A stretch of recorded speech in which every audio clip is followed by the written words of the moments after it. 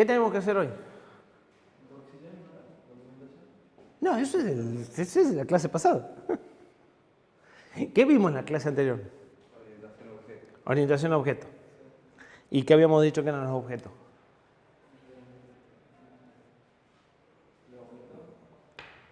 Como elementos que se comunican con otros. Correcto. Son abstracciones, o sea, son un modelo del mundo real, en definitiva, que se comportan como una entidad cerrada, ¿sí? Una de las principales características es el encapsulamiento, es decir, que está todo metido dentro del objeto, y es una forma de modelar el problema. Y habíamos dicho que íbamos a convertir nuestra versión de alumno, de hecho eso es lo que pide el laboratorio 3, convertir el esquema de alumnos, donde nosotros definimos una variable alumno, y a esa variable alumno la pasábamos para serializar, ¿sí? Y la variable es compartida por todo el mundo, a un modelo de objetos. Ahora, el alumno va a ser un objeto. Yo a los objetos los tengo que crear y a ese objeto le voy a pedir, por ejemplo, que me muestre su nombre y apellido en formato JSON, ¿sí? Entonces vamos a modificar lo que habíamos hecho en el laboratorio 2 para convertirlo en algo más orientado a objetos, ¿sí? De hecho, la idea es que arranquen del laboratorio 2. Bien. ¿Cuál es la clave de todo esto? La clave de todo esto es que todo el mundo conozca a alumno T como un puntero a una estructura, pero que nadie conozca el contenido de la estructura. Para eso, lo que puedo hacer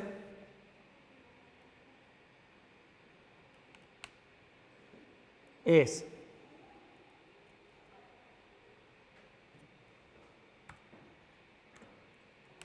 esto. Ahí lo que estoy definiendo es una estructura de nombre alumno S y el puntero a esa estructura como alumno T. Pero no estoy definiendo los miembros. En realidad, estoy definiendo a alumno T y estoy declarando a alumno S sin definirla. Por eso no le doy los miembros. Esto es una declaración abreviada como las declaraciones de funciones y de variables. C no va a tener ningún problema con eso mientras que no quiera hacer, o sea, mientras no quiera declarar algo del tipo alumno S, porque me va a decir no conozco el contenido, o mientras no quiera hacer asterisco a algo de alumno T o flecha a algo de alumno T, porque me va a decir no conozco los miembros. Pero ¿Sí? no, sí puedo crear tipo alumno T.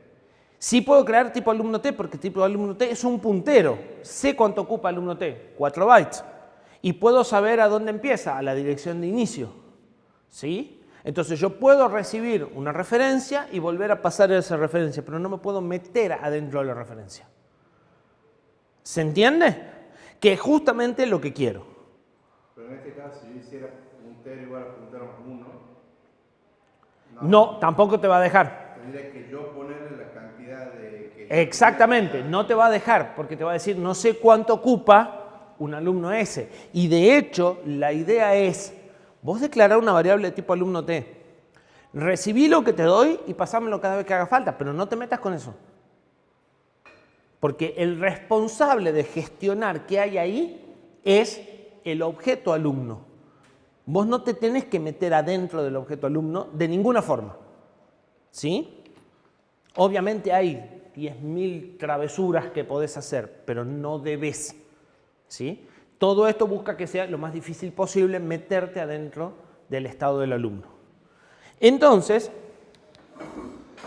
hecho esto, ahora, como esto es una referencia, necesito una función que me devuelva una nueva referencia. Necesito crearlo al alumno y decirle, mira, necesito un alumno, necesito 2 alumnos, con este nombre, con este apellido y con este documento. Para lo cual va a aparecer un constructor. El constructor va a devolver un alumno y va a recibir lo que haga falta para crear el alumno, ¿sí? Por ejemplo, en el caso nuestro, un nombre, un apellido y el número de documento, ¿sí?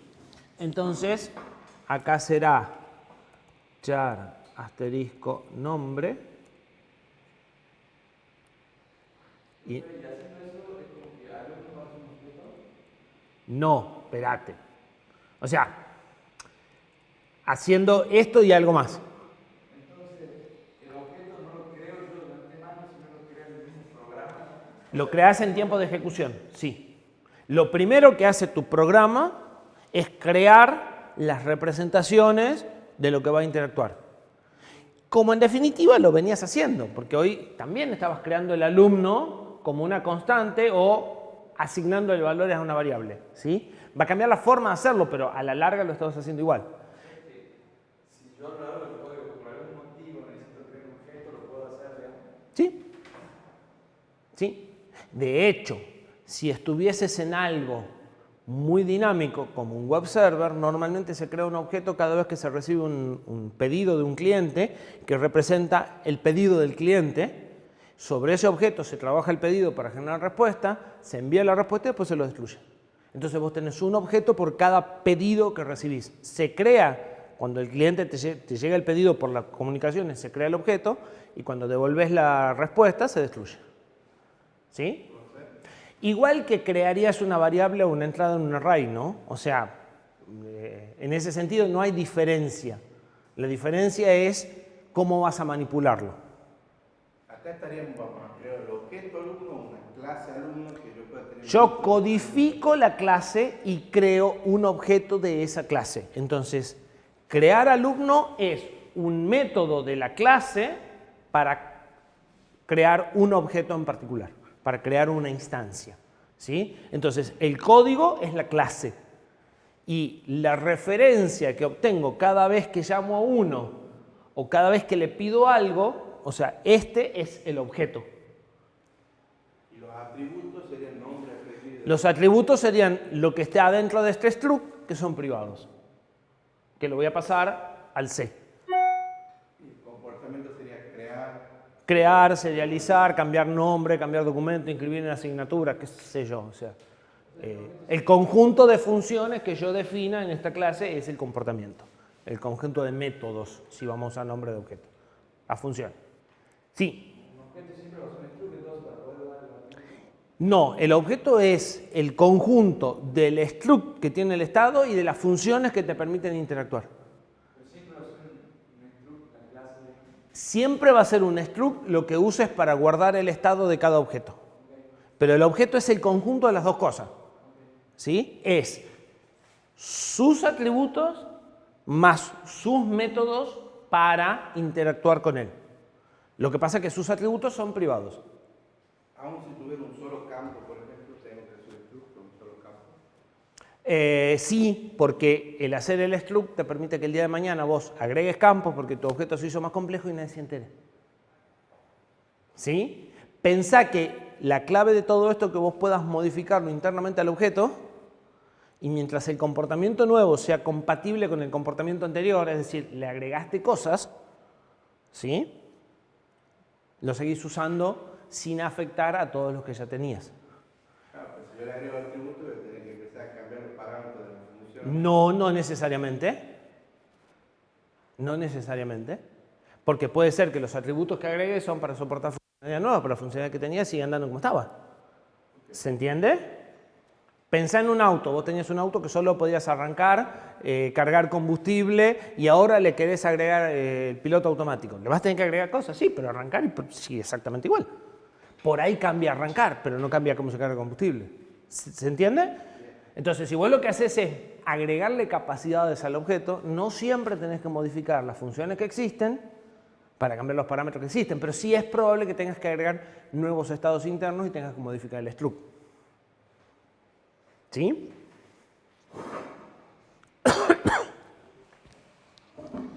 Bien.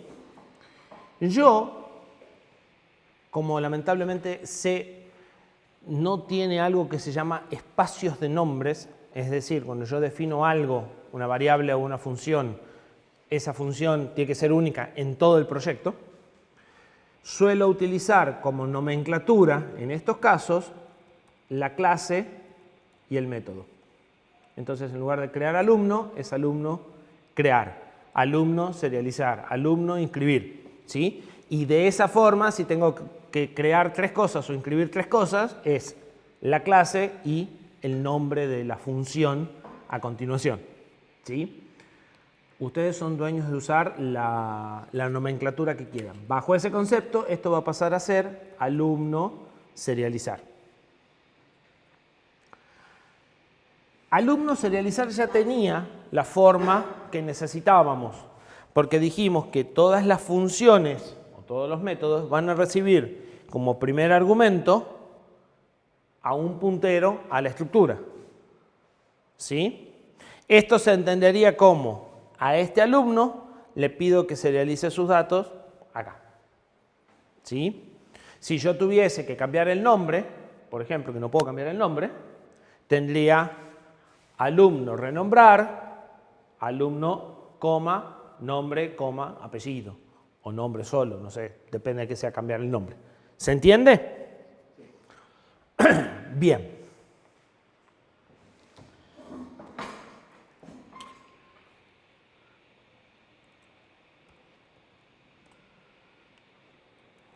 Bien, la documentación del struct lo hacemos ahí o donde esté definido cada uno de los No, la idea es que del struct no te interesa. Esto en realidad es... el struct es privado, solo te interesa si estás viendo el objeto. En la parte pública no deberías de poner nada.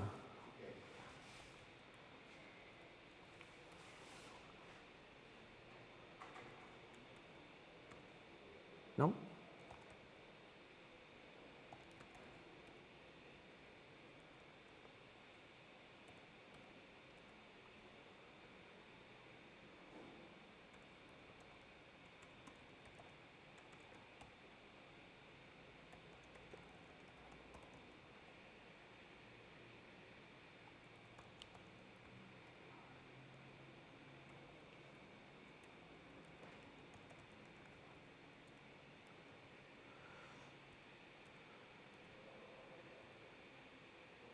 Y esto ahora no es un puntero, o sea, sí es un puntero, pero en realidad es referencia al objeto a serializar. ¿Sí? Bien. ¿Qué tengo que cambiar en C?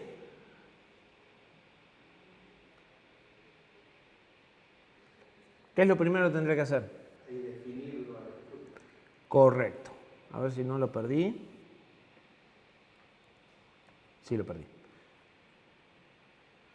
Entonces vamos a hacer línea de tiempo.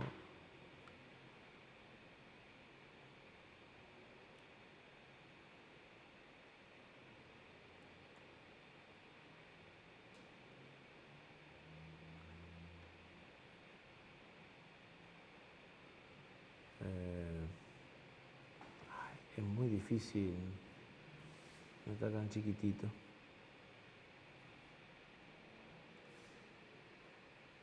Copiar líneas cambiadas.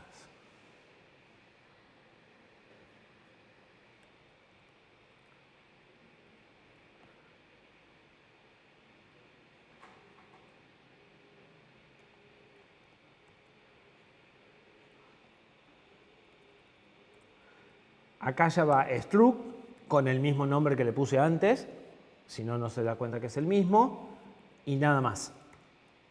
¿Sí? Así. Bien. Y nuestra nueva función.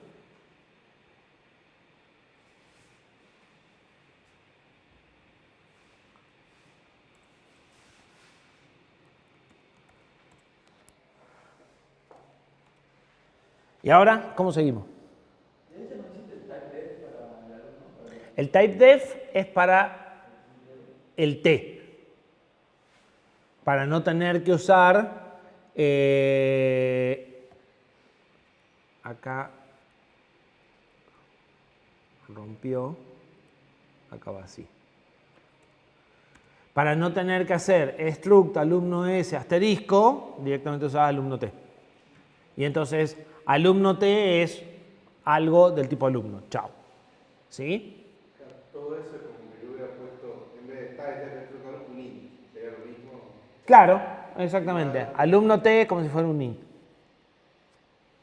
¿Sí?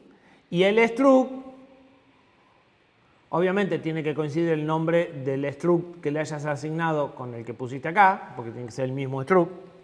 ¿Sí? Y ya al struct sí lo vas a usar con struct de alumno S. ¿Y ahora qué tenemos que hacer? Adentro crear una variable alumno T, ¿no?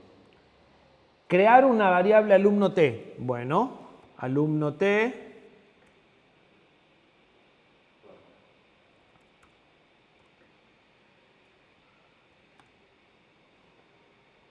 ¿Y qué está haciendo ahí?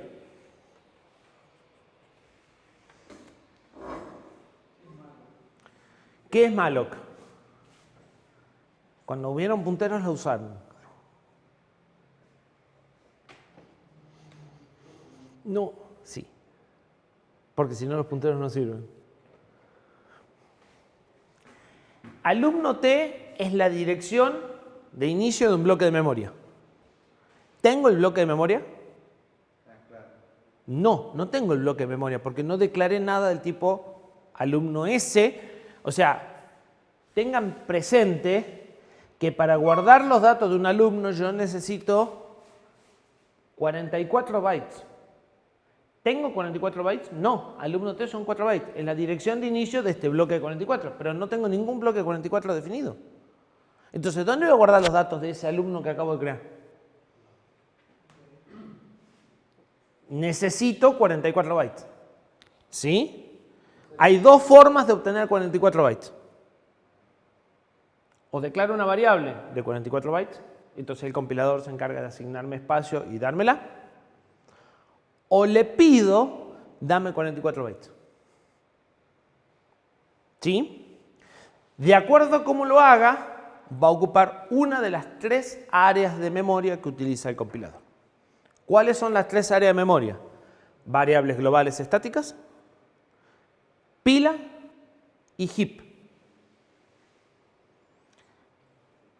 Variables estáticas es un espacio de memoria. El compilador parte la memoria en 3. ¿Necesariamente iguales las tres partes? No, para nada. Ni cerca de iguales. Por cada variable estática global, las variables estáticas globales existen antes de que empiece a ejecutar el programa hasta que el programa termina de ejecutar. Entonces sabemos perfectamente cuánto espacio necesitamos porque las conoce el compilador. Entonces asigna a partir del inicio de la memoria direcciones a cada una. Y cada una de esas tiene una dirección fija asignada en tiempo de compilación. O sea, cuando compilé y linkeé, ya sé que la variable global estado está en la dirección 1058. Y va a estar siempre en la 1058. ¿Estamos de acuerdo? A la memoria que le queda, le asigna 2 señaladores.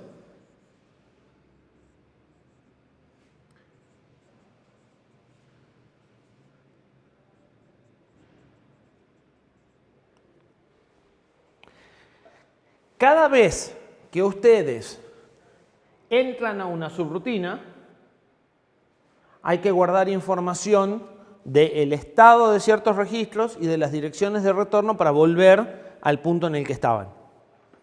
¿Sí? Y si tienen variables locales, hay que asignarle espacio en las variables locales.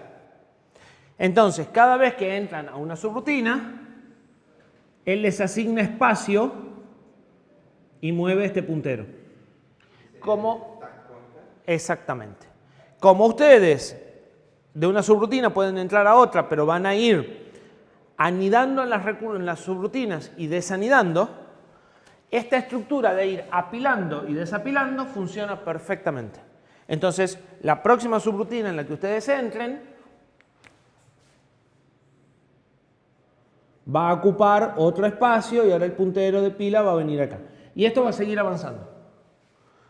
Cada vez que termina la subrutina, se desasigna el espacio correspondiente. O sea, pila es una cosa arriba de otra. Pila es una cosa arriba de otra, tal como su nombre lo indica. El ejemplo tradicional de esto son las pilas de plato. Ustedes solo pueden sacar lo que está arriba. Pueden poner algo más arriba o sacar lo que esté arriba, pero nada más. Entonces, cada vez que entran a una subrutina, apilan información y cada vez que terminan, sacan esa información. Como las subrutinas se van, la primera llama a la segunda y la segunda llama a la tercera, y cuando terminan, la tercera termina primero y después termina la segunda y después termina la primera, esa estructura de árbol que se arma con las llamadas a subrutina es perfectamente compatible con las pilas. Las pilas sirven para recorrer árboles. Cada vez que ustedes toman una decisión, guardan en la pila y cada vez que vuelven, sacan de la pila. ¿Sí? Push y pop son las operaciones de poner cosas en la pila y sacar cosas en la pila. Y siempre arriba, así que no hay más nada que decirle que quiero poner o que quiero sacar y cuánto es el tamaño que quiero poner o sacar. Las variables locales de los procedimientos se ponen acá. Y por eso no están inicializadas, cambian de dirección, porque yo llamo a la subrutina desde un lugar y tengo estas cosas abajo, y llamo desde otro lugar y tengo unas cosas distintas abajo. Entonces voy a tener direcciones distintas para las variables locales de los procedimientos. Pero eso no me importa. No, solamente que si ustedes se fijan en la dirección de una variable global, siempre va a ser la misma, y si se fijan en la dirección de una variable local, van a ver que eventualmente cambia. ¿Sí? Como esto se llena y se vacía cada vez que ejecutan, el compilador no se preocupa por borrar las variables, por eso las variables locales no tienen valor preasignado. Sí inicializa esto, pero no inicializa el espacio que les da cada vez que lo piden. ¿Sí? Por eso las variables locales las tienen que inicializar ustedes.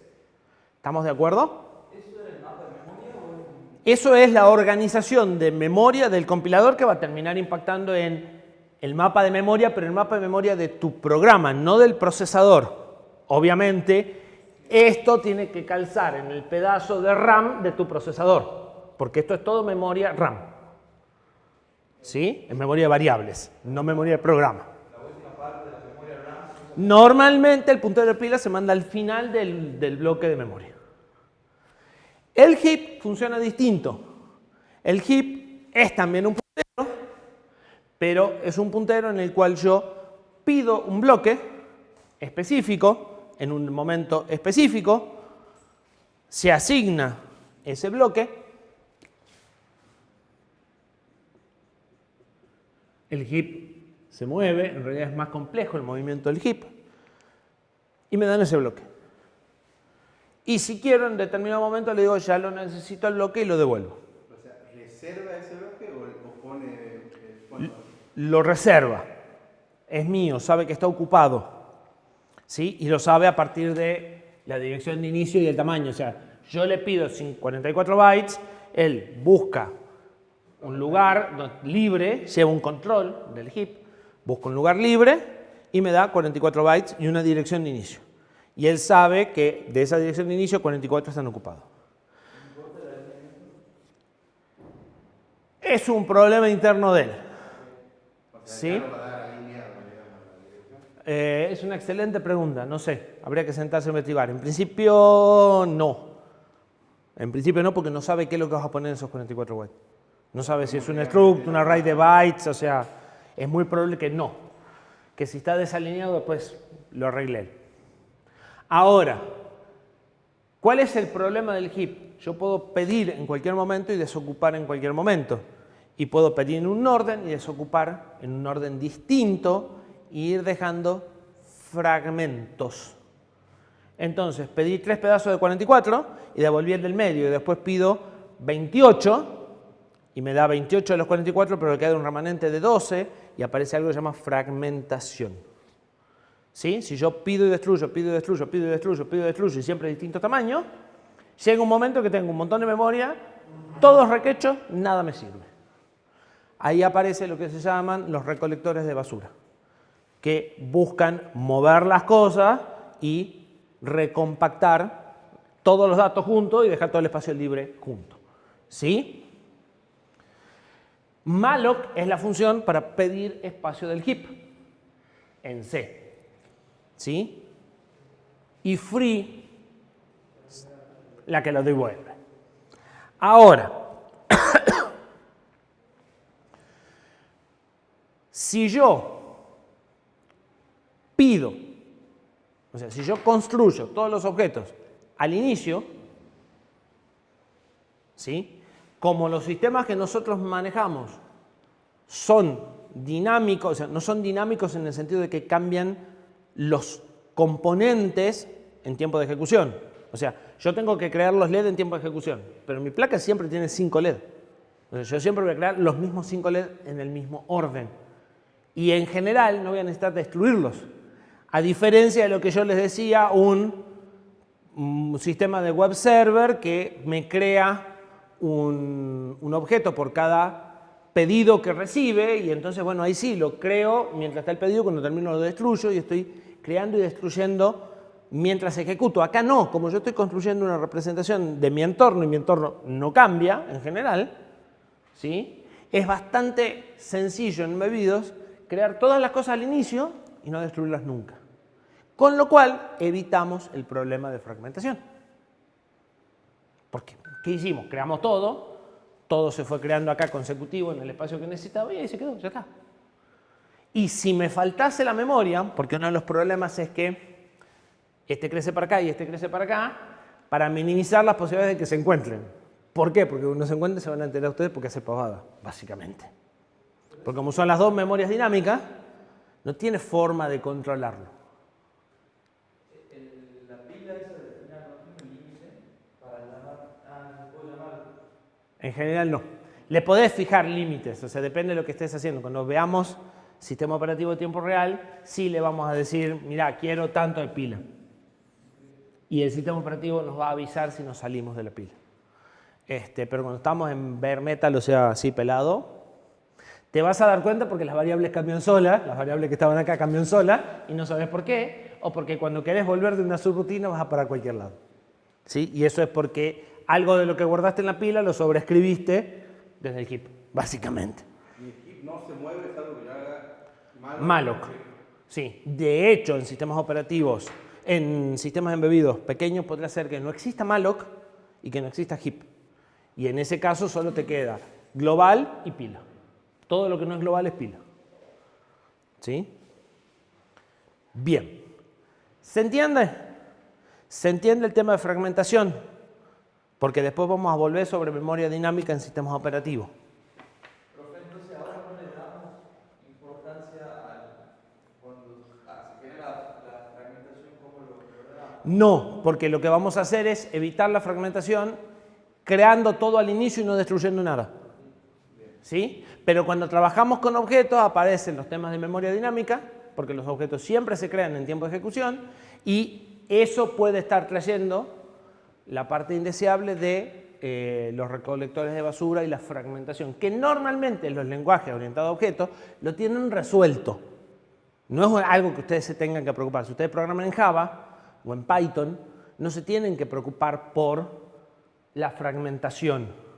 Python lo resuelve muy bien, Java a mi gusto bastante mal, y cada 2x3 tiene problema de memoria. Pero digamos, está resuelto, no es un problema que ustedes tengan que concentrarse. Lo que pasa es que cuando lleguemos al sistema operativo de tiempo real, si queremos garantizar los tiempos de respuesta, no podemos depender de que, justo hay que correr el garbage collector para compactar la memoria y qué sé yo cuánto va a demorar. ¿Se entiende? Entonces, cuando hablemos de sistemas de tiempo real, memoria dinámica va a ser mala palabra. ¿Sí? Y ese recolector lo tengo que llamar yo durante el tiempo de ejecución y está dentro del micro. En C no existe recolector, porque además por la forma en la que está implementado, una vez que a vos te dieron el puntero a tu bloque, no te pueden decir, che, te cambié el puntero al bloque. Entonces no hay forma de implementar un recolector. Los lenguajes más avanzados, que tienen objetos de soporte dinámico, o sea, de soporte inicial, entonces tienen un recolector y lo ejecutan ellos por detrás y vos no te das cuenta. El tema es que ese recolector consume tiempo y vos no sabes ni cuándo, o sea, no podés predecir ni cuándo se va a ejecutar ni cuánto tiempo le va a llevar. Es más, no podés predecir si va a poder compactar. Existe la posibilidad de que vos pidas un bloque y te digan no tengo más memoria. ¿Sí? Esas situaciones no son compatibles con algo de tiempo real donde vos tenés que responder en 200 milisegundos. ¿Y el garbage collector cuánto demora? No sé. ¿Y cuándo se ejecuta? No sé. Entonces no puedo garantizar una respuesta de 200 milisegundos si estoy con memorias dinámicas. Entonces, si lo que queremos hacer es de tiempo real, no deberíamos usar memoria dinámica. ¿Se entiende? O usarla con la condición que venimos planteando. Crea todo al inicio y nada más, pero no en el lazo de ejecución no tengo que estar ni creando ni destruyendo cosas. ¿Sí? Si no estoy en tiempo real, usarlo tranquilo. Y si estás en un lenguaje que lo soporta, olvídate, no hay problema. ¿Sí? Pero de nuevo, ustedes más de una vez van a trabajar en tiempo real y entonces en tiempo real no deberían de usar en C++ construcción de objetos en un lazo. Porque eso no va a pasar una certificación, por ejemplo. ¿Se entiende? Profe, hermano, solamente tengo que pasar la cantidad. Y, bueno, si yo pongo varios y después tengo que poner free, ¿cómo elijo cuál de todo eso? Por el puntero que él te devolvió. O sea, cuando vos lo creás, él te devuelve un puntero. Cuando vos destruís, le decís, quiero destruir este espacio con el puntero, él ya sabe cuál es el que se tiene que liberar. El problema de la fragmentación sería que tengo ocupado, vacío, vacío, ocupado, vacío. Exactamente. Vacío, entonces a lo mejor sí tengo memoria, pero no el espacio que tengo. O sea, necesito 56 y tengo 2 bloques de 38. Claro. ¿Sí? Y se da cuando vas pidiendo tamaños distintos en orden impredecibles. Bien. Entonces, ¿qué hace esta función? Me devuelve lo que necesito para almacenar un struct, sizeof, struct alumno S es cuántos bytes necesito para guardar el struct, le pide a malloc esa cantidad de memoria, malloc me devuelve un puntero y eso es lo que guardo en alumno T. Es idéntico a lo que hacíamos antes de poner una variable del tipo alumno S y después obtenerle la arroba. ¿Sí? Solo que no declaré la variable en tiempo de compilación, o sea, el compilador no sabe cuántos alumnos voy a crear. Mientras que si yo declaro las variables, el compilador sabe cuántos alumnos voy a crear, o sea, cuántos alumnos creé y eso está fijo. ¿Se entiende? Bien, ¿qué más tendría que hacer ahora? Sería alumno T, flecha, nombre. No, tengan presente que siempre existe la posibilidad de que malloc me diga no tengo memoria y me devuelva null. ¿Sí? Si me devuelve null, no puedo hacer nada. Si no me devuelve null, quiere decir que me devolvió un bloque de memoria y entonces alumno apunta a algo real. ¿Sí? Y ahora sí, alumno, documento, detalle.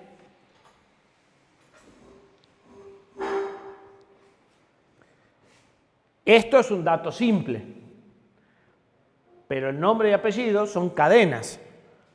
Lo que yo recibí es un puntero a una variable que no sé ni de qué tipo es, ni cuánto tiempo va a existir, donde está el nombre.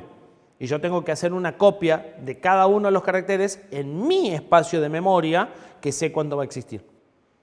¿Sí?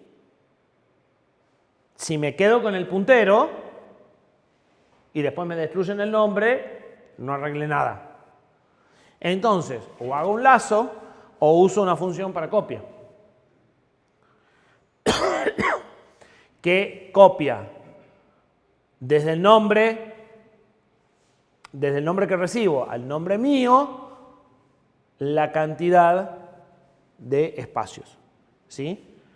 Yo voy a hacer en lugar de ncopy. Ah, no, está bien. strncopy le dice que además, como la cadena tiene este tamaño, si el nombre que recibí es más largo que los 20, lo va a truncar. ¿Sí? Si uso str copy me podría pasar de los 20. ¿Y por qué el menos 1? Porque tengo que dejar espacio para el terminador. ¿Sí? Entonces puede copiar hasta 19 para que en el último entre el terminador. Y lo mismo con el apellido. Se dio cuenta.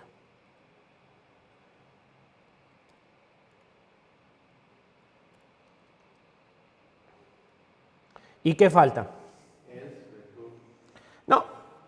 ¿Y qué pasa si no es, que sí es nulo? ¿Qué tiene que devolver? Te estoy devolviendo nulo. Vos, desde el programa principal, seguís la misma lógica. Cuando creas un alumno, fíjate que no sea nulo antes de usarlo. ¿Se entiende?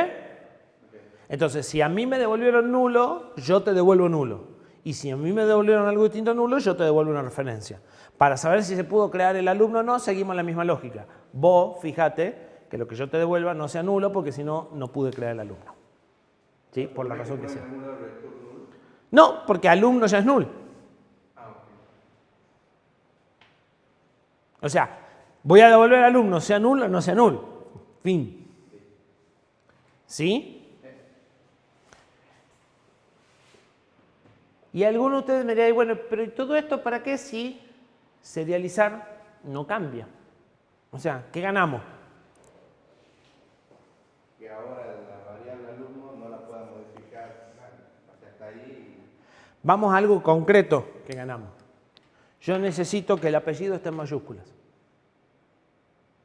Que el apellido siempre esté en mayúsculas. ¿Sí? ¿Cómo puedo con el esquema anterior garantizar que el apellido esté en mayúsculas? No hay forma, porque como vos escribís la cadena, se la escribís como se te canta la gana. Ahora, para poner el apellido, o sea, yo podría acá decirle que antes de que copie, pase esto a mayúscula. ¿Sí? Y forzar a que lo que yo guardo internamente esté en mayúscula. Y podría hacer un set nombre o un set apellido, y lo que recibo lo paso a mayúscula. Entonces puedo hacer controles sobre lo que me estás dando y ver que cumple los requisitos que yo tengo. Si yo te doy la variable, vos escribir la variable lo que se te da la gana. Y no tengo forma de controlarlo, o lo tengo que controlar cada vez que lo uso y no cuando vos lo estás tratando de fijar. ¿Se entiende? Entonces, esto me permite tener datos limpios, datos validados internamente y no lo que se le ocurra escribirme a cualquiera que no entiende que necesito que el nombre esté en mayúscula porque si no, no lo encuentro, no lo puedo ordenar alfabéticamente o no sé, por la razón que sea. ¿Se entiende? Entonces, la ganancia está ahí. Yo, como objeto, puedo controlar lo que van a ser mis atributos, puedo informar, vamos a usar después mecanismos para decir, si me cambian el nombre, avísale a alguien, todas cosas que si te doy la variable no se pueden hacer. ¿Sí? Entonces, el punto es, de ser una función que traduce la estructura, ahora me convertí en una entidad inteligente. Soy un alumno, yo te puedo dar mi nombre serializado, yo te puedo almacenar las cosas, pero pedímelas a mí. Ese es el modelo de lo que estamos planteando de resolver. Esto no es más que detalles de programación para llegar a esa forma de resolver el problema. Cada cosa es inteligente, sabe hacer ciertas cosas, se las tienen que pedir a él y no vos tratar de hacer todo. ¿Sí? Bien. ¿Hasta aquí se entiende? Habría que poner alumno serializar. Y yo suelo, esto ya no hace falta el const, y yo suelo acá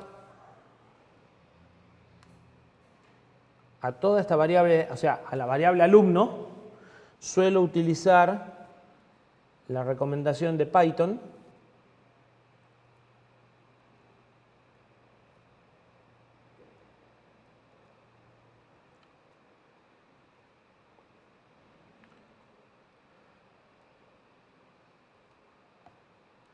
y a esa variable llamarle self. ¿Qué es self? Yo como objeto. ¿Sí? Entonces es mi nombre, mi apellido como objeto, lo que quiero manipular. En Python, ustedes van a ver que las variables, o sea, Python soporta objetos. Cuando ustedes declaran un método de un objeto, el primer argumento es self, que es el puntero al estado del objeto que se quiere serializar o de que se le quiere cambiar el nombre. ¿Sí? Entonces, para mantener esa propuesta de Python que me pareció muy interesante, porque además ayuda a entender, ¿sí?, al puntero lo llamo self. En la implementación interna, en la interfaz, sí se le pone alumno. ¿Estamos de acuerdo? Sí. Yo creo otro alumno. Lo distingo por... ¿Querés que veamos cómo se lo usa? O sea, vamos al main y modifiquemos nuestro main para crear dos alumnos.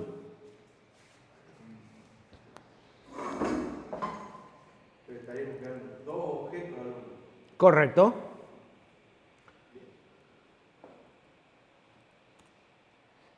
Yo tendría que declarar alumno T.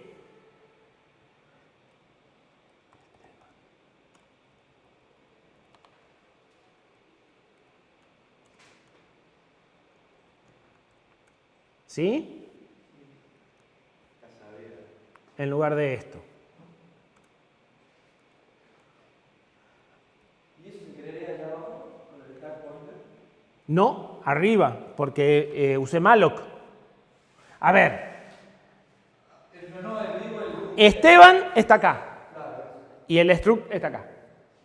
¿Pero hay un struct? No, lo voy a crear. Hay un struct que se creó cuando hice malloc, en realidad no hay ningún struct.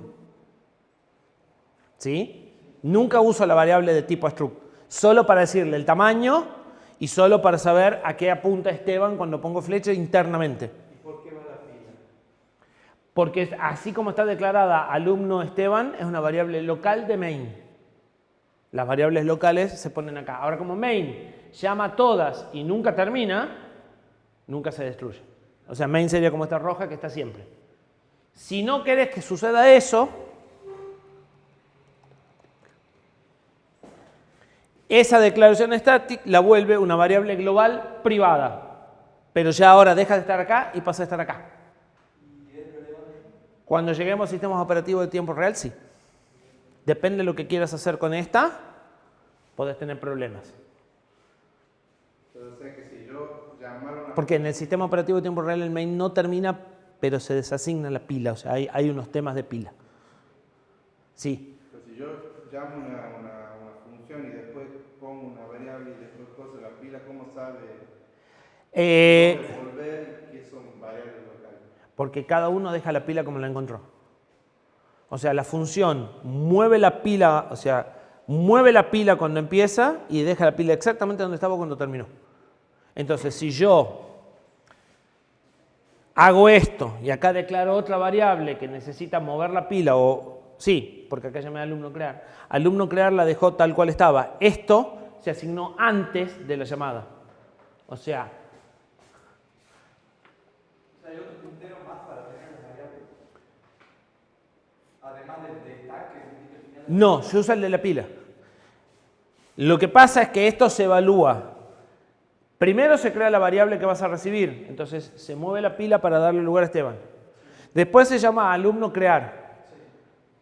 Depende cómo se haga eso, puede que tengas que poner los parámetros, o sea, esto en la pila o no. Alumno crear va a apilar cosas, va a desapilar todo, incluyendo va a desapilar las cosas, va a dejar los parámetros y el compilador va a sacar, va a borrar los parámetros y lo que necesite lo va a pasar a esta y la pila va a quedar exactamente igual que antes de llamar a crear alumno, con esto como tope. Si yo vuelvo a crear una variable para llamar a una función, la variable se va a crear encima de esta y la nueva subrutina va a ir arriba de la nueva variable.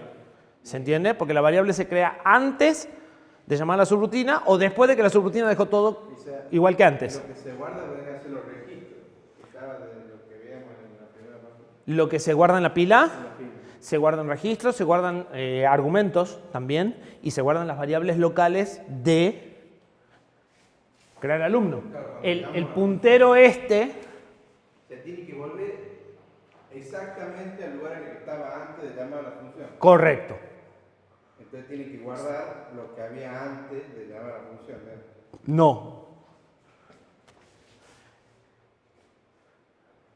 Vos tenés un puntero de pila.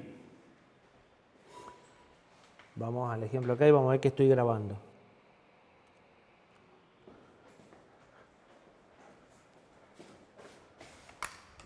Porque si no, no se va a ver lo que está dibujado. Vos tenés un puntero de pila que apunta a nada. Porque acabamos de arrancar y la pila está vacía.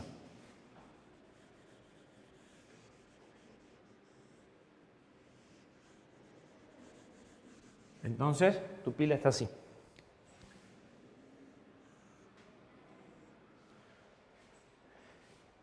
Pedí 100. Variable local.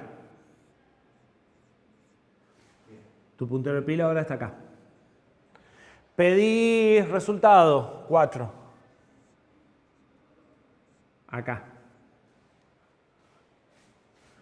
Pedís alumno T, Esteban. 4 más. Iniciás la llamada a la subrutina. Suponete que le tenés que poner argumentos. Entonces, le pones el nombre, que es un puntero nada más, porque le estás mandando el puntero, le pones el apellido, el documento y el resultado. O sea, le dejas un espacio para que la función ponga ahí la variable resultado. Y llamás a la función. La función, Para llamar a la función yo tendría que guardar, por ejemplo, la dirección de retorno, por ejemplo, el PC. Guardás acá el PC. ¿Sí?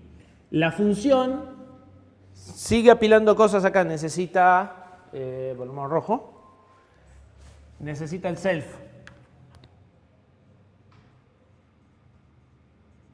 ¿Sí? Llega al final, hace el return. Retornaba self. Entonces, a este número lo copia en el lugar que ya le habían dicho, poneme acá el resultado. Y vuelve el puntero donde lo encontró. Retorna al programa principal. Sale main y vuelve a tal cual lo encontró. El programa principal, fíjate que encuentra lo mismo que encontró. Al resultado lo copia acá porque es lo que dice que el resultado lo ponga en esta variable y destruye todo lo que le había preparado a la subrutina y queda acá. Si ahora creo una variable nueva, la va a poner encima. Si llamo a la subrutina, voy a llamarla y cuando termine la subrutina voy a volver al mismo punto. Lo que no se puede hacer... No importa lo que está ahí, o sea, que lo puedes sobreescribir cuando quieras. ¿No? Claro. No. No, simplemente el hecho de que esté arriba del puntero quiere decir que ya no sirve. Lo que no se puede hacer es, no podés desocupar buffer sin haber desocupado el resultado. Y eso es real. Cuando ustedes declaran variables que no están al inicio, esas variables tienen que estar en lo que se llama un ámbito. Y si se fijan, esos ámbitos también se anidan, igual que las subrutinas. Entonces, si ustedes declaran una variable adentro de un for, esa variable va a existir hasta que termine el for. ¿Sí? Pero no pueden declarar una variable adentro del for y pretender usarla afuera del for. Ya no existe. Entonces, la variable del for se apila acá, cuando termina el for se desapila. Y las variables del procedimiento se van apilando todas y quedan todas hasta el final. Y se van a liberar juntas todas al final, aunque yo las haya ido poniendo en distintos lugares. Por eso los compiladores viejos te piden todas las variables al inicio. Entonces él asigna el espacio una sola vez. Los compiladores más nuevos sí te permiten declarar variables en lugares más cortos, pero esos lugares están anidados. Vos podés declarar una variable dentro de un if, de las llaves, pero esa variable va a existir hasta que termina la llave, la uses o no. Y fuera de esa llave ya no existe. Entonces, como esos ámbitos también se anidan, esto sigue funcionando exactamente igual. Siempre que anides cosas, andan de 10. Y los for, los if, todo se anida. La llamada, entonces, esa estructura funciona bien porque todo se anida. ¿Cómo haces, por ejemplo, si después, yo ya tengo la char, o sea, tengo buffer, resultado y Esteban? Sí. Si yo después quiero usar resultado, va y lo busca en la pila porque tiene otro puntero para señalar. No. Cuando vos hiciste esto, te dio la dirección de inicio de esto como en la variable. La variable tiene esta dirección, esta otra variable tiene esta dirección, pero el espacio físico está asignado acá. Y el puntero es el que me dice si ese espacio está ocupado o desocupado. Si yo desocupo el espacio y uso esta referencia, porque tuve una aspersión de una variable que ya no existe, la dirección sigue siendo válida, pero lo que tengo ahí no es la variable, es cualquier cosa. Entonces, si yo tomo un puntero de una variable local y guardo el puntero, pero terminé el procedimiento, estoy apuntando a cualquier lado, porque la variable apunta acá, pero esto ya no es el espacio de la variable, se sobrescribe con otra cosa. ¿Se entiende? Entonces, buffer toma el valor de inicio de los 100 que le dio en el puntero, en realidad el de inicio, así que toma el de arriba, ¿no? O sea, buffer apunta acá. El puntero se mueve al revés, pero esto se mueve con lógica normal. Entonces dice, bueno, mi puntero de pila está acá. Te doy 100 y buffer toma el valor del puntero en ese momento. Entonces, tenés de ahí 100 para adelante. Esto es resultado, o buffer. Profe, y esas dos variables, el buffer y el resultado, una vez que se termina main, se borran, y una vez que vuelven a usar main es como se vuelven a... Claro, pero main no terminaría nunca, ¿no? O sea, main es muy particular. Pero en cualquier otro procedimiento, sí. Se borran, que es lo que pasó con self, se elimina. Y de nuevo, si vos te quedó un puntero a la dirección de self, no al bloque que estaba allá arriba, ¿no? Un puntero a self en sí, porque hiciste @self, apunta a cualquier cosa. O sea, sí, apunta a una dirección, la dirección es válida, pero ahí ya no está self porque self dejó de existir. Cuando terminó el procedimiento, self realmente dejó de existir. ¿Sí? Eso es la famosa tiempo de vida de las variables o ámbito de las variables. Si yo estuviera haciendo esto en Assembler, todo eso lo tendría que indicar. Gestiona todo vos a mano. Porque la memoria es a la larga una tira de números y vos sos dueño. Lo único que tenés de soporte en el Assembler es el puntero de pila. Pero todo el resto, decir, bueno, en este momento está esto y entonces esta dirección, todo te corre por tu cuenta. Ok, Assembler malo. Bien. Mi problema ahora te pasó de un LED a 2 LED, o de un alumno a 2 alumnos. Bueno.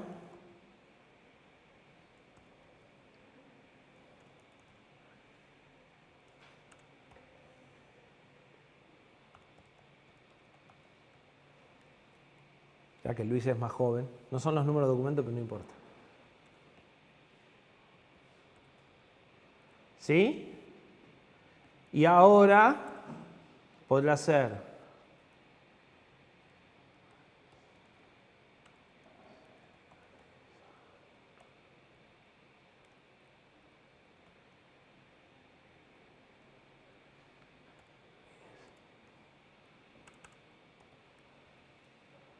o Esteban.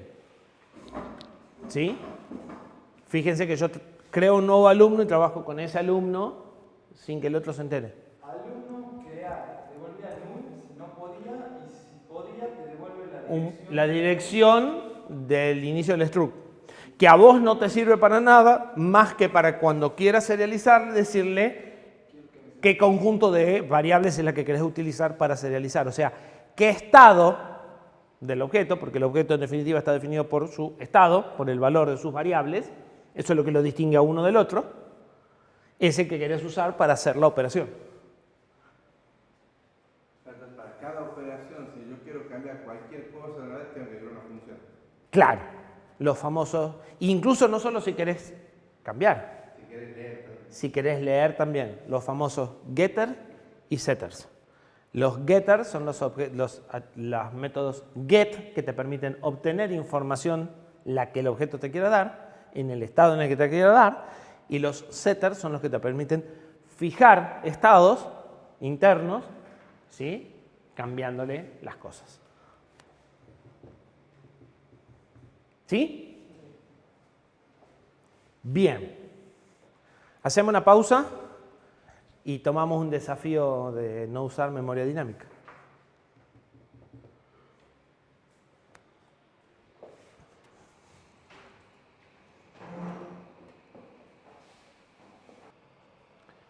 Bien.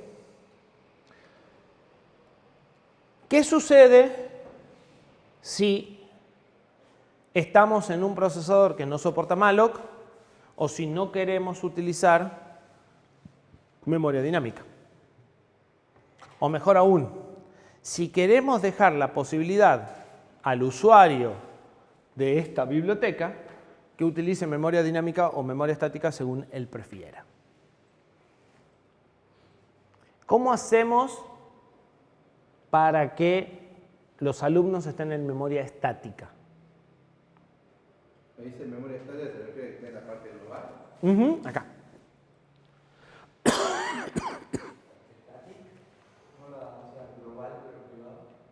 No, static, pero static te va a calificar una variable y nosotros acá no definimos ninguna variable del tipo struct. O sea, el espacio de almacenamiento de los alumnos lo quiero estático. O sea, quiero sacar el malo, en definitiva. O sea, quiero sacar esto. ¿Sí? Si yo saco esto, ¿de dónde saco los 44 bytes por alumno? No puede ser que lo haya creado el hermano. ¿Cómo? Defino varios de struct. Aunque no. Y si hubiese varios struct, ¿qué debería hacer?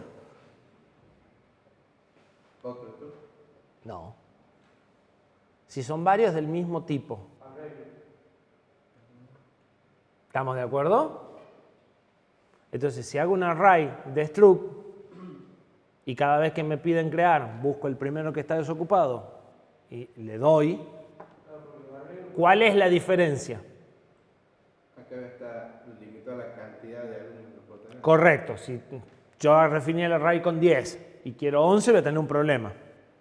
Y si definí el array con 10 y uso 8, estoy ocupando memoria al vicio, porque acá van a estar creados los 10. ¿Sí? Podría ser arreglos sin límite, digamos. El problema es que no es. ¿Sabes dónde viven los arreglos sin límite? ¿Dónde vive? La memoria dinámica. En el heap. Los compiladores que utilizan arreglos sin límite, los toman de la pila. Estamos de vuelta con malloc. ¿Sí? A ver. Avancemos en la implementación y después refinamos los detalles, pero en realidad es bastante simple. Ponerle un límite medio grande, 10. Construir tu proyecto. ¿Tu proyecto necesita nada más que 6? Cambia el límite a 6, una vez que terminaste. Che, ahora necesito 2 más 8. Bueno, cambia el límite a 8. ¿Sí? ¿Es más cómodo el malloc? Sí, está bien, pero tampoco es demasiado grave decir yo acá necesito 8, o 3, o 5 alumnos. En el contexto en el que estamos, donde dijimos que íbamos a crear todas las cosas de entrada, ¿no? No estamos hablando de creación, o sea, realmente dinámica. Nosotros, esto es dinámico porque lo tenemos que hacer en tiempo de ejecución, pero nada más. ¿Sí? ¿Y qué ventajas tendría hacerlo en memoria estática? Eso para los sistemas operativos de tiempo real que vamos a ver después. Por ejemplo, o, a ver, a nivel certificación, a nivel saber que no te vas a salir de memoria, podés gestionar los errores mejores si vos no te diste cuenta de que solo tenés espacio para 8 y querés crear 9. Con malloc puede ser más difícil encontrar alguna de esas cosas. ¿Sí? Entonces, si estás muy preocupado por garantizar el comportamiento, la memoria estática siempre es mejor. ¿Sí? Bien. Igual que te puedas acabar porque reservaste para 8 y como creaste Perfecto, 9. pero el compilador en cuanto esté tratando de compilar me va a decir no te alcanza y voy a tener que sentarme a ver. En cambio con malloc va a ser en tiempo de ejecución, lo más probable es que me olvide de fijarme si me devolvió null, porque solemos hacer ese tipo de cosas, y va a ser más difícil encontrar el error. ¿Sí? Además podría ser que, de vuelta, que esté tratando de certificar esto y me digan no puede tener memoria dinámica. Para poder certificarlo, no. Pero si yo creo todo al inicio, sí, pero no podés tener memoria dinámica. Fin. Entonces tratemos de hacer una alternativa. ¿Qué tendría que hacer entonces? Declarar un array. Entonces sería... Correcto, porque solo quiero que en la clase, que es alumno C, que es la clase, pueda ver el contenido de esas variables. ¿Sí?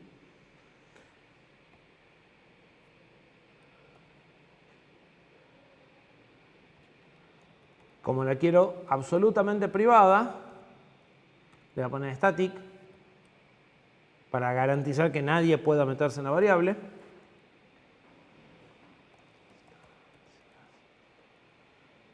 ¿Y qué tamaño le doy? Y en este caso, ¿no? ¿Así? ¿Qué opinan?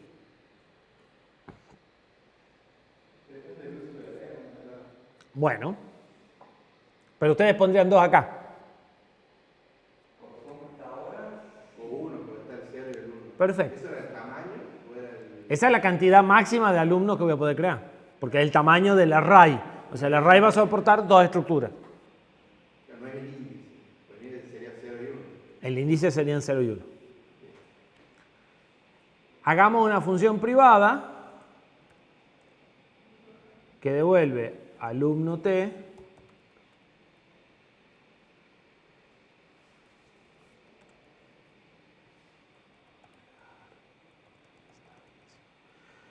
que haga algo parecido a lo que haría el malloc.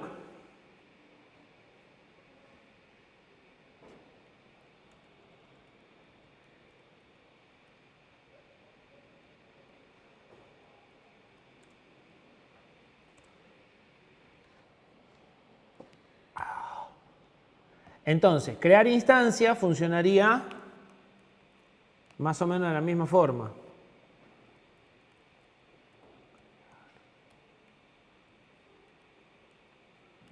En lugar de hacer malloc, llamo crear instancia. Y eso me devuelve un puntero a uno de los struct del array. ¿Estamos de acuerdo? Bueno, ¿qué tengo que hacer acá entonces? Eso. Tengo que buscar en el array el primer desocupado, obtener la dirección de ese elemento y eso es lo que voy a devolver. ¿Se entiende? Porque arranco suponiendo que no voy a encontrar ninguno.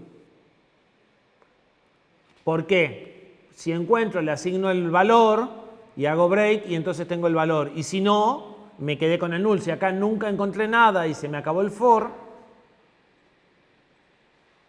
sigo con el null inicial y devuelvo null.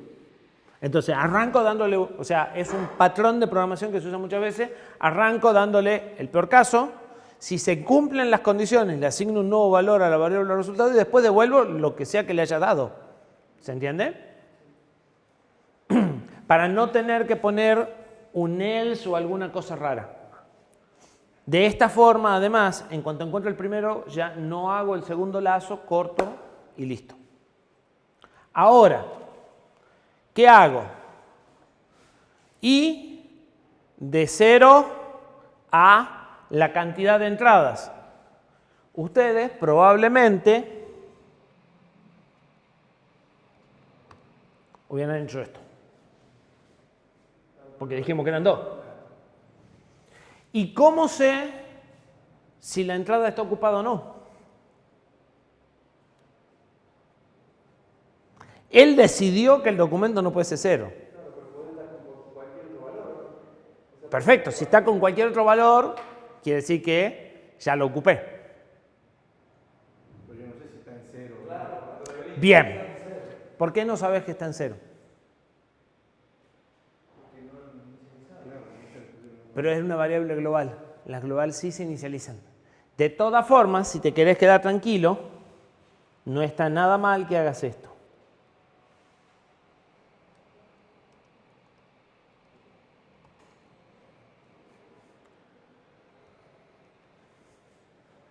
Eso es una forma de decirle que llene todo el array con ceros.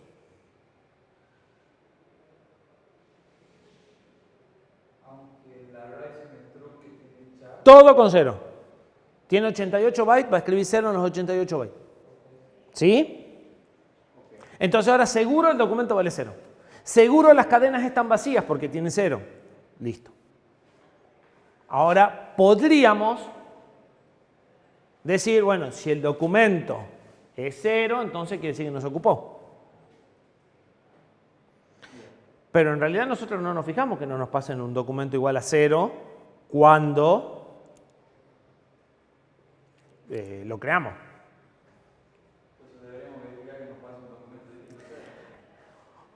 O hacer algo un poquito más prolijo y agregar en el struct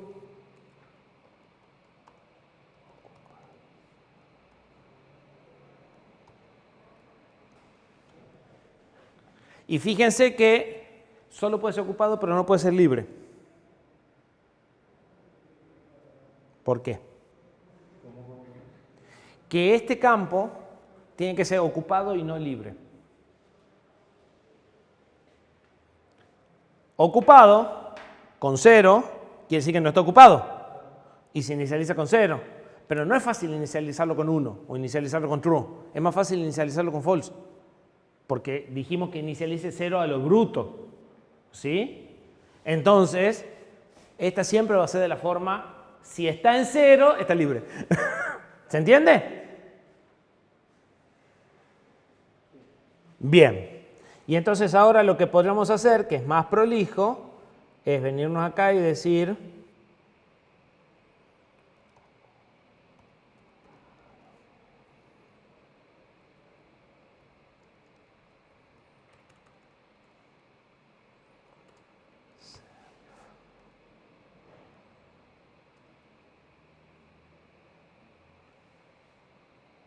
Habría que agregar ese de Bool, ¿no? probablemente. Entonces, yo mismo me encargo de marcarlo como ocupado y lo que sea los datos del objeto son del objeto. O sea, esto solamente me sirve para gestionar si esa instancia está libre o no. Profe, ¿no nos preocupamos por el orden de los elementos, de los campos dentro del struct? No, porque eso lo resuelve él. Es más, podría poner ocupado primero, no pasa nada. En lo que estamos haciendo, si quisieras hacer algo tipo herencia, sí te importaría en el orden, pero no lo vamos a hacer. Pero no es que nos convenía poner los más largos primero, los campos más largos. De preferencia, sí. O lo de mayor requisito de alineación. Por eso, lo más grande. Si pones lo más grande... Bueno, sí, las cadenas no. Las cadenas son cualquier cosa. Son bytes, en definitiva. O sea, primero deberían poner los enteros de 32, después los enteros de 16, después los bytes, las cadenas o cualquier cosa de esa. Bien. ¿Y esto? ¿Qué? Devuelve Un puntero al inicio del struct, porque esto es la dirección inicial de esa entrada en el array. Y cada entrada en el array es un struct. Entonces lo que obtengo es la dirección de inicio del struct que le asigné. ¿Por qué te pone aquí lo ocupado en true si ya está? Ah, no está. Estaba en false. O sea, lo está creando ahora. Lo estoy marcando como ocupado a ese lugar. la próxima que venga no va a poder escribir, no va a poder escribir ese, se va a tener que... Exactamente. O sea, lo marca ahora, no cuando No después, sino que yo mismo, como yo soy el que está gestionando la memoria, yo me encargo de marcarlo. Y dejo que la parte del objeto use los campos libremente. O sea, se puede hacer cualquiera de las dos cosas. Lo que pasa es que si vas a usar un campo del objeto, deberías estar absolutamente seguro que ese campo tiene un valor bien definido que te sirva para distinguirlo. Si no, te conviene agregar un campo. ¿Sí? Profe, ahí esa variable i, que usted creó, adentro, está declarando, definiendo, usando, todo lo mismo tiempo. Sí. Si ves que puede... Y la puedo usar desde acá hasta acá. En el i ya no existe, ¿no? La variable i, o sea, no podría hacer return i, porque es lo que yo les decía. I se creó al inicio del for y se destruyó en la llave del fin del for. Si no, y esto tampoco es C90, ¿no? Esto no es C90. C90 me pide que ponga int i afuera y acá use el i que ya declaré. ¿Qué quieren hacer los C90? Lo hacemos C90.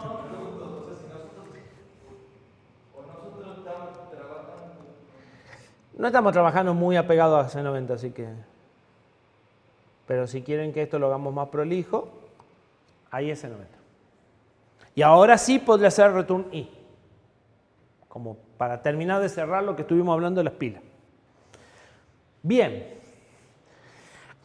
¿Qué pasa si, como dijimos, ahora necesito 5 alumnos? Tendré que ir acá, allá y acá. No sé, pero allá y acá suele ser un mal síntoma, ¿verdad? O sea, en vez de 2 podemos poner size of instancia dividido en size of. Podemos hacer size of instancia. ¿Se entiende lo que estaban haciendo con los size of? Porque size of instancia es 88. Y yo lo tengo que dividir en lo que ocupa cada struct para saber realmente este número. Yo les tengo una propuesta mejor.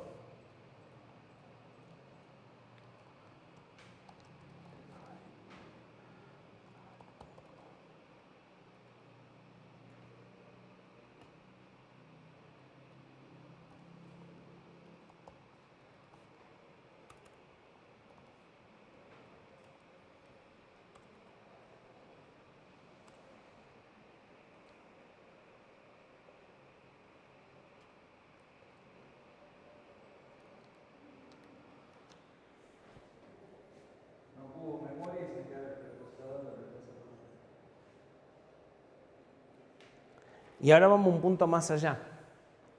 Yo a esto lo uso en 2 proyectos. En uno necesito 2 y en el otro necesito 4. ¿Qué hacemos? Copio en el otro proyecto y cambio 2 por 4. Ahora, si yo en el proyecto A le agrego cosas al alumno, ¿cómo hago para que el proyecto B se entere la nueva versión del alumno? Copio de nuevo y rompo el 4. ¿Se entiende? Yo tengo esto en 2 proyectos. Uso el mismo. La 1 dije, che, ¿sabés que ya tenía una solución hecha para los alumnos? Lo uso proyecto A, proyecto B. ¿Qué hago? Copio alumno C, alumno H del proyecto A al proyecto B. En el proyecto A digo, pero ahora necesito que el alumno también pueda cambiar el nombre. Modifico y hago una versión mejor del alumno en el proyecto A. Y ahora después necesito que en el proyecto B traerme también esos cambios. Vuelvo a copiar los archivos. Lo más probable es que me olvide de cambiar el 2 por el 4. ¿Se entiende? Sí. Pero si yo me acuerdo, se soluciona el problema. Hasta que son muchas cosas. ¿Sí? Lo ideal sería que el proyecto le diga, che, yo necesito 2 o 4. Es decir, que no dependa de cambiar este número. ¿Se puede hacer? Sí se puede hacer. Cuando ustedes compilan, entre los argumentos que le pasan a GCC, pueden pasarle defines. Entonces, a GCC, acá en el make,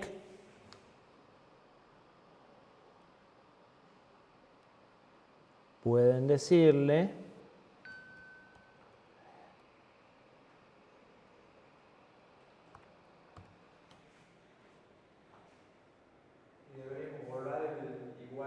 bueno, ahí empezamos con los problemas. Porque si borramos si borramos el define, lo que va a suceder es que si no pusiste esto en el make, no lo vas a poder usar. Entonces vas a tener que poder tocar el make para poder usarlo. Entonces yo lo que les voy a proponer es lo siguiente.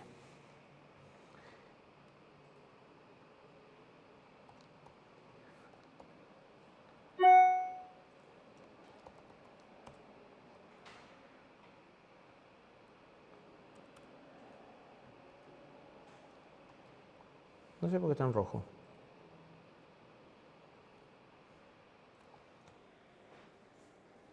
Si no tengo una definición mejor de eso, voy por 2.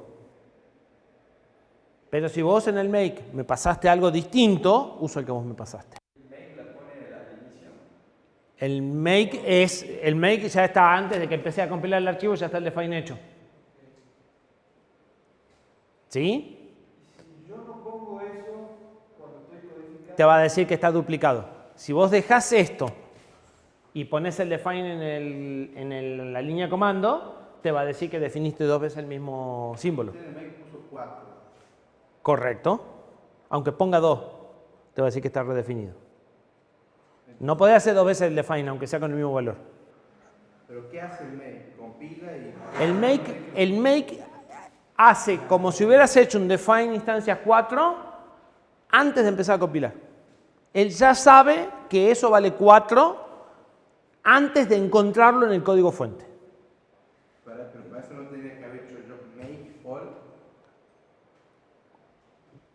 Cuando vos compiles con el make, él se va a encargar de pasarle el define. Vos modificaste el make en la línea que invoca el compilador para compilar y le dijiste que le agregues ese define antes de comenzar a procesar. Okay. Entonces, Pero eso lo va a hacer para todos los archivos C. correcto. Entonces en todos los archivos C va a estar definido ese define, que en la mayoría no hace nada. Correcto. voy a tocar el main de cada proyecto. Esa es una opción. La otra opción, Pero entonces, ¿para qué pone eso?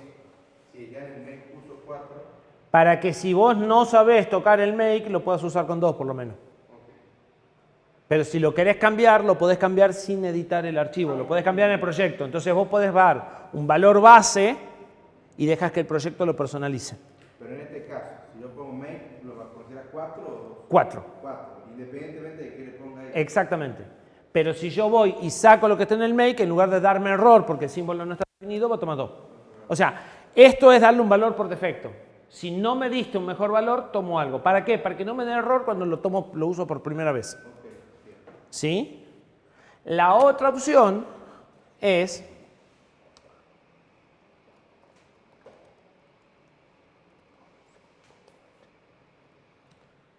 decir, todos mis proyectos van a tener un archivo config.h, en el peor de los casos vacío. Este archivo config.h va a definir cuántas instancias tengo, cuánto quiero, cuánto esto, cuánto esto. Entonces, el archivo config es del proyecto. Seteo las cantidades de instancias, las cosas que me interesan, de los límites, y cada archivo tiene su config. Si hago esto, el archivo este tiene que existir, o sea que aunque no quiera tocar nada, voy a tener que crear un archivo config en blanco, en mi proyecto. ¿Sí? Y ese archivo config lo único que tiene son los ajustes de comportamiento de la librería. ¿Qué es más conveniente?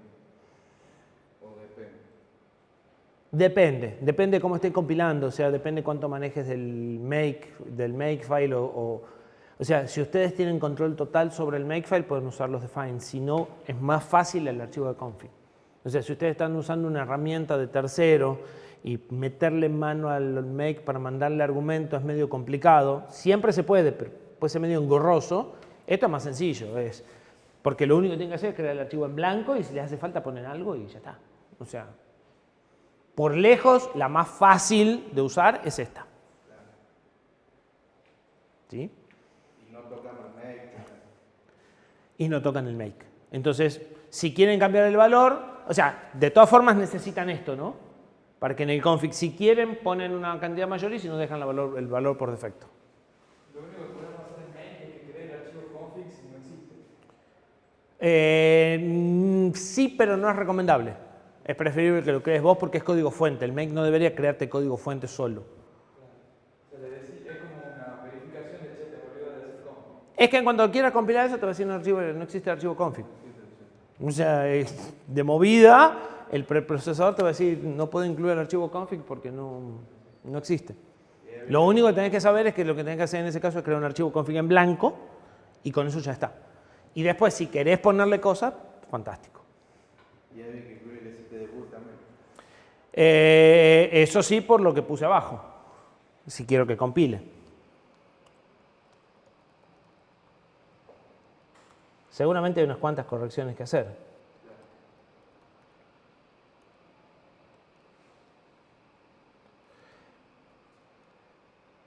Y lo último que les pide el práctico es, bueno, pero ahora quiero usar memoria estática o dinámica. lo que a mí me dé la gana. ¿Qué hacemos?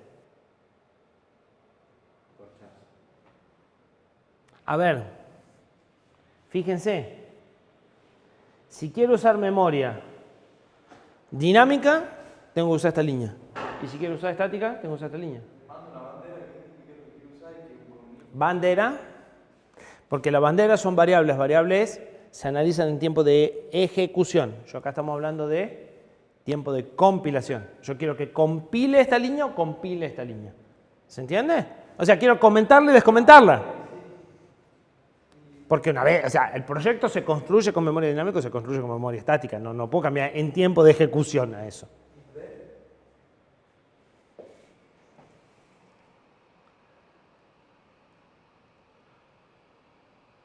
Yo haría algo como esto.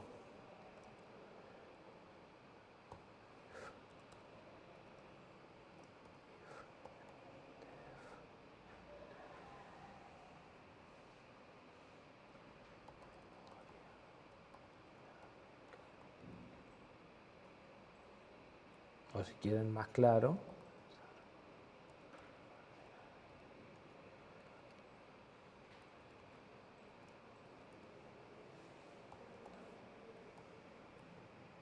Acá.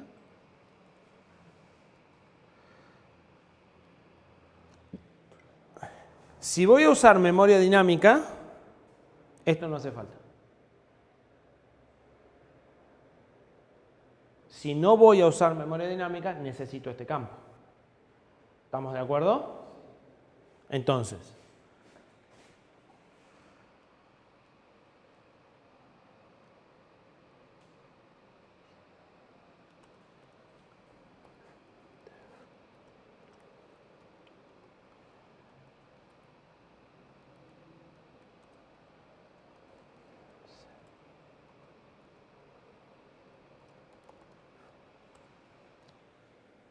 si voy a usar memoria dinámica, hago malloc. Si no voy a usar memoria dinámica, llamo crear instancia.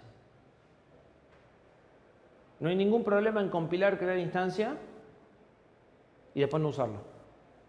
El linker se encarga de saber que nadie la llamó y entonces se puede eliminar. De todas formas, puedo poner un if de vuelta alrededor de toda memoria. ¿Cómo? Es que no vas a ocupar memoria, porque vos vas a compilar, crear instancia. Pero esta va a llamar a malloc. Y el linker, en general, cuando a una función la compiló pero nadie la llama, no la pone en la imagen final. O sea, todas las cosas que no tienen referencia desaparecen. Pero si es static te va a dar error, te va a dar warning. Si es static te va a dar warning porque te va a decir, declaraste una variable, una función static y nadie la llama. En cuyo caso, lo que pueden hacer sin ningún problema es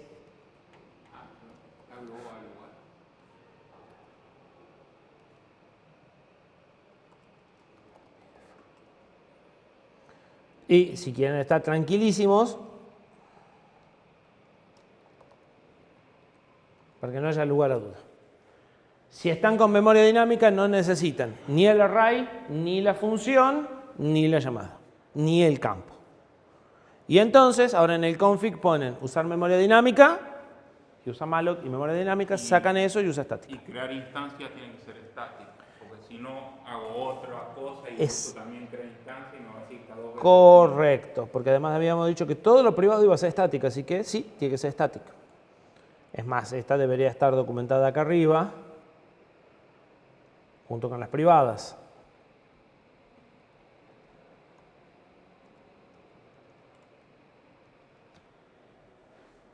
¿Sí?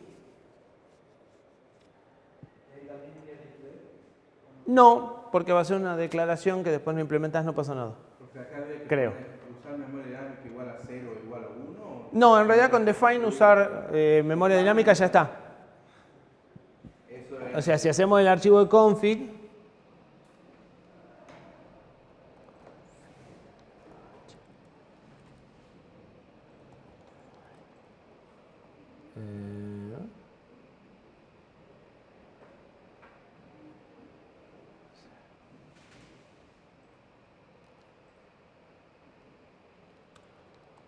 Siempre es if, not def. No hay una que sea if, def. Sí, pero por la forma en la que lo hicimos nos convenía más el endef. Sí, sí, es if def. Es más, también pueden hacer if defined, porque entonces pueden hacer defined and algo más, por ejemplo. Entonces defined es como si fuera una función. Pueden hacer esto. Pueden hacer if defined. Y esto les permite hacer and defined otra cosa. Con el def o en def no les alcanza, digamos. ¿Sí? No. Lo único que te que cambiar es en config. Si quieres usar memoria dinámica o estática, y si vas a usar estática, ¿cuánto es la cantidad máxima? Porque si no vas a usar estática, esto tampoco tiene sentido.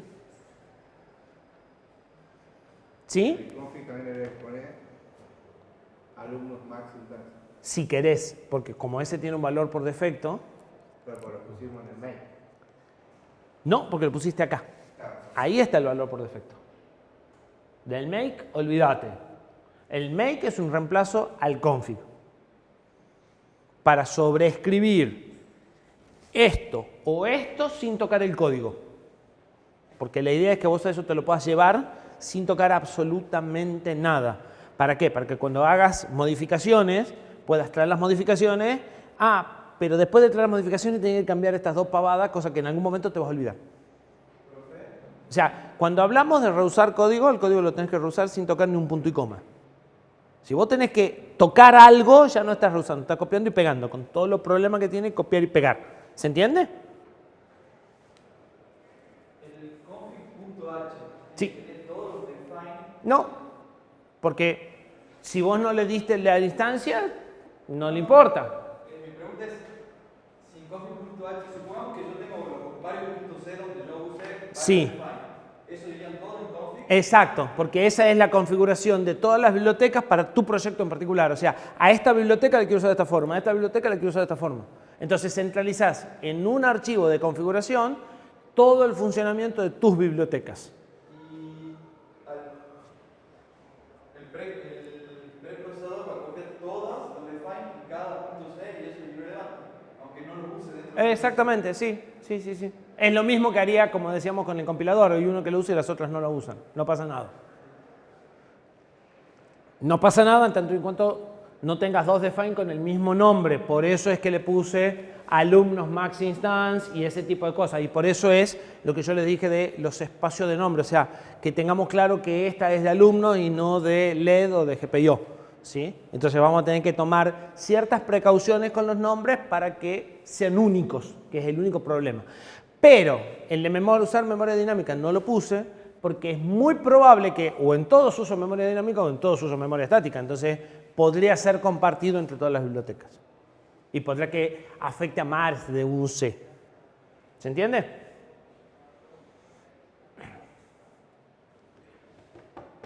Ya sí en el Lab 3 hecho. ¿Dudas? Varias miles, pero cuando empecemos a escribir. Bueno, por eso, no se demoren en escribir, porque ahora con esto vamos a construir una HAL para la placa a partir del viernes. O sea, el miércoles vamos a ver la teoría y el mismo miércoles vamos a empezar a programar. O sea, traemos las computadoras. Sí. De todas formas, la dinámica va a ser parecida. Yo les voy a ir mostrando algunas partes y les voy a dejar que hagan ustedes. Traten de avanzar para tener preguntas. Yo les voy a dejar algo de tiempo para que ustedes trabajen, se traben y pregunten. Traten de ir avanzando. ¿Sí? Pero vamos a estar usando esto, por eso que no quiero que se demoren demasiado con esto tampoco. No sé si estará aquí, que todavía no envió el link del repositorio. ¿Todos lo enviaron? Bien. Queda uno solo que no envió. ¿Sabés quién es? No. Bueno, mandemos por Discord. Pero no sé si está en disco. Pasame si no quién es, yo le paso el correo. Bueno. Yo tengo los correos de todos los Le alumnos. mandamos un mensaje por el aula, pero no sabemos si el mail del aula o... Bueno, pasame el dato, yo me fijo en el mail del SIU, que no necesariamente es mucho mejor, pero igual está quedando grabado, así que Si la ve la clase, alguien debe.